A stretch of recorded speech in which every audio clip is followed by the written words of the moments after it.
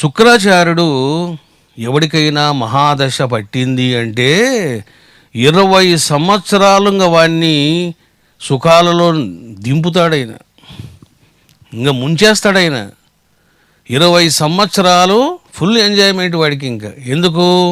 సుఖము, భోగము, సౌఖ్యము, కుటుంబ సఖ్యత, ఐశ్వర్యము, అధికారము, పలుకుబడి, కీర్తి ఇవన్నీ వచ్చేస్తాయి వాడికి. ఇంకా రాజులాగా ఉంటాడు. నాకేమయ్యా, నాకెందుకయ్యా దేవుడు అంటాడు. ఎందుకు? బాగా నవ్విస్తున్నాడు. ఆ 20 ఏళ్ళు పూర్తయిందనుకో, అప్పుడు గుర్తొస్తాడు దేవుడు. చూసారా బాబు, ఒక్కొక్క మనిషికి ఒక యోగం అది.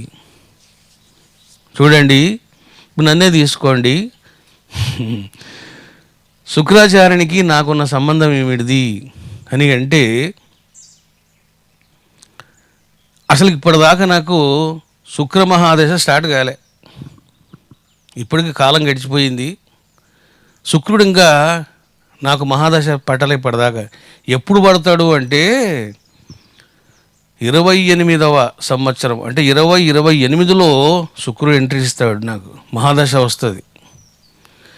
2028 నుంచి 20 సంవత్సరాలు ఎంతకాలం పడుతుందో తెలియదు, కానీ ఇంకా ఆయన భోగాల్లో, సుఖాలలో, సౌఖ్యాలలో నింపేస్తాడు. డబ్బులు కూడా బాగా ఇస్తాడు శుక్రుడు, కీర్తినిస్తాడు. ఎప్పుడు వస్తుంది అది నాకు అంటే 2028లో ఉంది శుక్ర మహాదశ. చూశారా బాబు, నేను కానీ నాకున్నటువంటి ఫెసిలిటీ ఏమిటిది అంటే, శుక్రుడు నాకు మహాదశలో సంప్రాప్తం కాకపోయినా నా యొక్క లగ్నం ఏమిటిది అంటే వృషభ లగ్నం. అది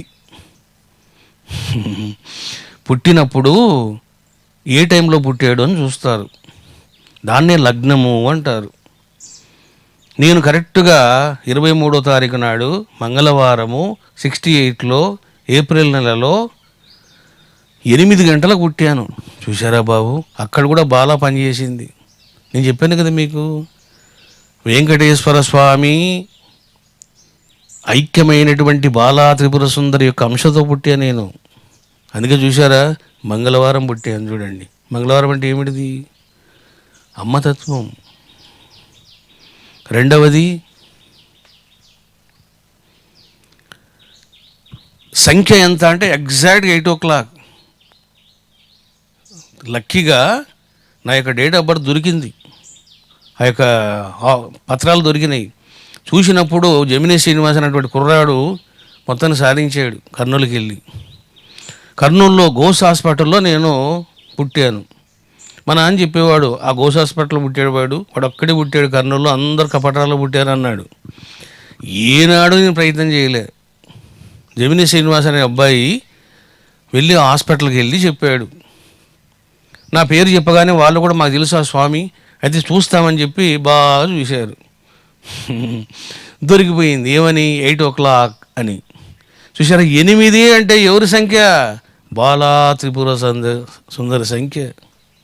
మంగళవారం 8. చూసారా బాబు, మరి ఏ లగ్నంలో పుట్టాను అన్నప్పుడు మీరు చూశారనుకోండి, నా లగ్నం ఏమిటిది అంటే వృషభ లగ్నం. ఎప్పుడైతే నేను వృషభ లగ్నంలో పుట్టానో శుక్రుని యొక్క ఎఫెక్ట్ నా మీద ఉంటుంది. అది లగ్నం కూడా మోస్ట్ ఇంపార్టెంట్. ఏ లగ్నంలో పుట్టాడు అంటారు చూడండి, వృషభ లగ్నంలో పుట్టాను. అందువల్ల నాకు లగ్నాధిపతి యొక్క వైభవం ఉంటుంది. ఒకవేళ అక్కడ దుఃఖం ఉన్నా కూడా శుక్రుడు ఏం చేస్తాడంటే దాన్ని తప్పించి సుఖం ఇస్తాడు. చూశారా బాబు, కాబట్టి నాకు లగ్నాధిపతి ఎవరు అంటే శుక్రాచార్యుడు. శుక్రుడు ఏమిస్తాడయ్యా అంటే, చూడండి, బృహస్పతి ఏమో వేద జ్ఞానం ఇస్తాడు. గురుబలం బాగుందనుకోండి, వేద జ్ఞానం ఇస్తాడు. శుక్రుడు కనుక బలంగా ఉన్నాడు అనుకోండి, తంత్రజ్ఞానం ఇస్తాడు. అది ఎందుకు నేను దశభైరవుల ప్రతిష్ఠ చేశాను, దశమహావిద్యలు, అష్టభైరవులు, అష్టమాతృకలు ఎందుకు చేశాను? ఎందుకు సిద్ధ హవనము, తాంత్రిక హవనము ఇవన్నీ నేను చేస్తూ ఉన్నాను అంటే శుక్రుని ఎఫెక్ట్ అది.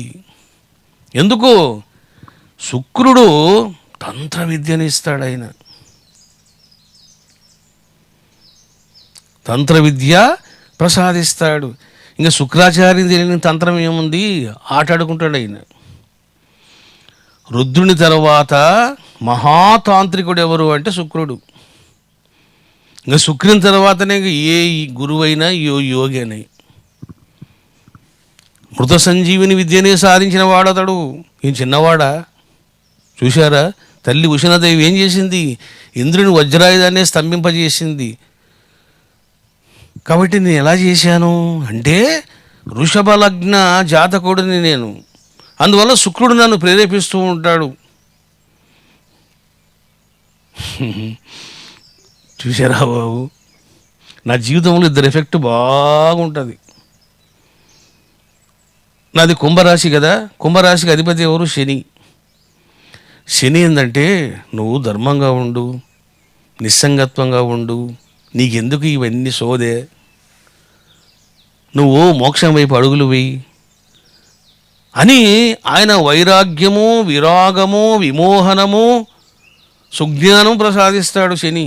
శని ఎప్పుడు సుఖాలు ఇవ్వడైనా నీకు కష్టాలు పెడతాడు. ఒరే చూడరా, వీడారా నీ అన్న, ఈమెనారా నీ భార్య, ఈమెనారా నీ లవరు, వీడారా నీ ఫ్రెండు, బుద్ధి తెచ్చుకోరా, మోసగాడరా వాడు అని మనం లోకంలో వింటూ ఉంటాం. శని గనక బలంగా ఉన్నాడా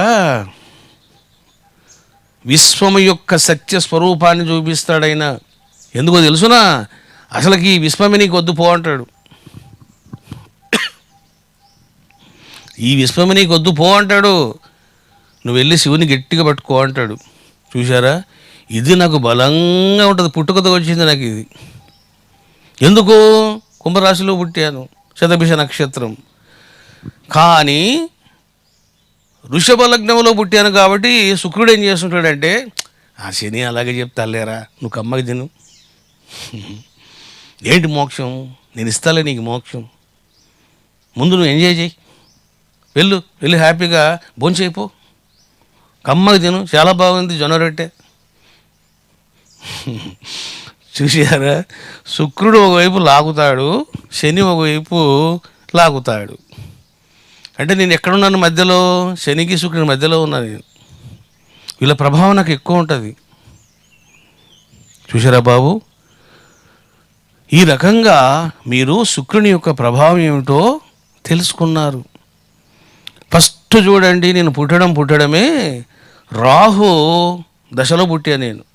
అంటే రాహు చివరిలో ఉన్నాడు. ఒక 12 నెలలు మాత్రమే నేను రాహు దశను అనుభవించి, ఇంకా చూడండి రాహు దశ అయిపోగానే పట్టుకుంటాడు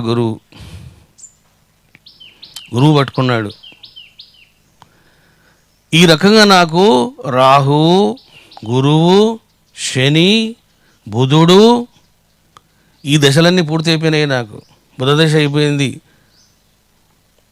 ఈ దశలన్నీ పూర్తి అయిపోయినాయి, గురుదశ కూడా పూర్తయింది. ఇప్పుడు నేను మరి ఏ దశలో ఉన్నాను అంటే కేతు మహాదశలో ఉన్నాను. కేతు ఏం చేస్తాడంటే వైరాగ్యం ఇస్తాడు. ఒరే చూడరా, ఎన్ని నక్షత్రాలు, ఎంతమంది సూర్యుళ్ళు, ఎంతమంది చంద్రుళ్ళు, ఏమిట్రా ఈ జీవితం, నీ జీవితం నీటి బుడగరా అని శని ఏ విధంగా అయితే నీకు వైరాగ్యం ఇస్తాడో, సుజ్ఞానం ఇస్తాడో, కేతు కూడా ఇస్తాడు. ఏమనుకుంటారంటే కేతు అంటే ఓయమ్మో అంటారు. కేతువు ఆయన నీకు శ్రేయస్సుని ఇస్తాడు, ప్రేయస్సు వద్దు అంటాడు. బహిర్ముఖత్వం వద్దు, అంతర్ముఖత్వం నేర్చుకో అంటాడు కేతువు. చూసారా? నివృత్తి అలవాటు చేసుకో, ప్రవృత్తి వద్దే అంటాడు కేతువు. ఇప్పుడు నాకు కేతువు నడుస్తూ ఉంది. ఇప్పుడు కేతు మహాదశలో ఉన్నా నేను.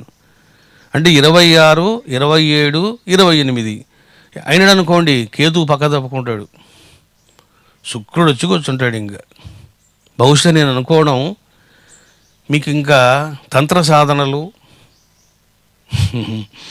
ఇవన్నీ ఎక్కువ అవుతాయి మీకు. ఎందుకంటే ఆయన ఊరుకోడు శుక్రుడు. ఏంటి నువ్వు ఇలా ఉన్నావు, దద్దమ్మలాగున్నావే, స్తంభనం, విద్వేషణం, మారణం ఇవన్నీ నేర్చుకో అంటాడు.